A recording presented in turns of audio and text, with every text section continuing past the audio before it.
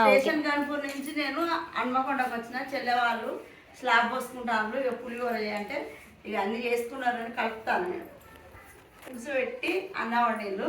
ఇక నేను కలుపుతాను. 10 మంది పెట్టాలి కదా, అంటే 10 మంది కాదు, మొత్తం స్లాబ్ పోసిన వర్కర్లు అందరికి 30 మంది అట. 30 మందికి ఇది 5 కిలోలు. 5 కిలోలకు మనం చింతపండు కిలోకు 100 అరకిలో చింతపండు పులుసు, ఒక అరకిలో పల్లీలు, ఒక పావు కిలో శనగపప్పు, ఇవన్నీ పోపు చేసి పులుసు చేసి ఇగో కలుపుతాను. ఇప్పుడు అక్కడికి తీసుకుపోవాలి. మరి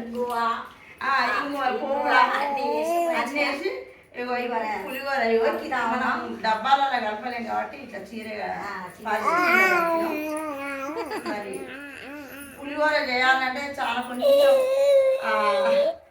ఉండాలి, కొంచెం మంచిగా ఇట్లా చేయాలంటే మరి చింతపండు కూడా దగ్గరికి వచ్చినట్టు ఉడకబెట్టుకోవాలి. ఇట్లా జోరుగా ఉండదు, దగ్గరికి రావాలి. పులుసు వచ్చినప్పుడే ఈ పులిహోర టేస్ట్ బాగుంటుంది. నేను పులిహోర మాత్రం నేను బాగా చేస్తాను, అందుకే నా చూసి పులిహోర చేస్తాను.